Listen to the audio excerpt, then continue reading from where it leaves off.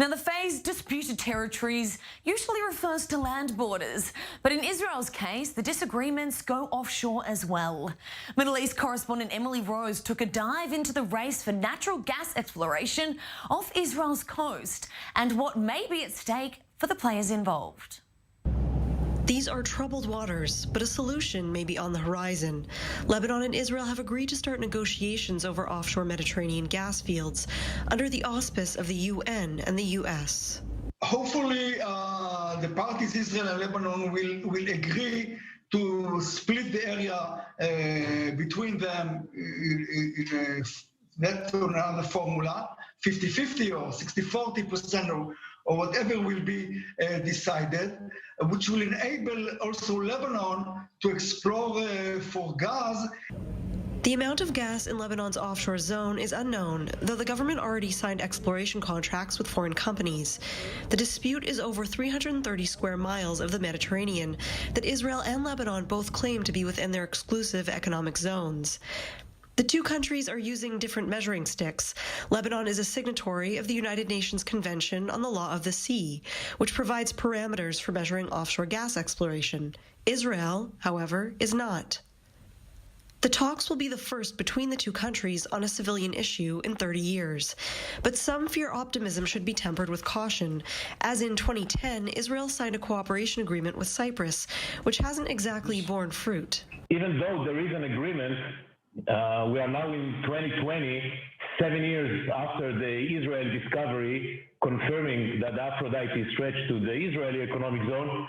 Still, there is no agreement about how to develop or the cooperation between Cyprus and Israel regarding this field. Experts estimate that the potential profits from the exploration in the disputed area could be worth some $600 billion over the next several decades. And Lebanon could use the boost. Its economy is in shambles and worsened by two blasts, which rocked the country in August, disabling its main port. Lebanon also pays one of the highest prices for electricity in the world. It relies on petrol for energy, which is about 5 times more expensive than electricity from natural gas. Lebanon will succeed in the future in its natural gas exploration. Lebanon really needs such a success to enable cheap energy sources, especially for power generation. It's private sector interests that may push these countries to find a solution. The private sector, the international companies might play important role, as been done by the way in other disputed areas, and also by countries which do not have a peace status between them.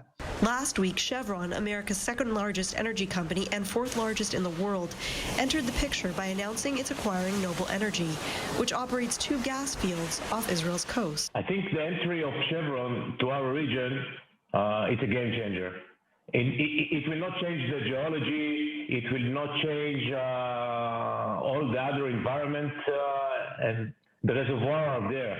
But Chevron has big pockets and she can go and develop or explore more targets.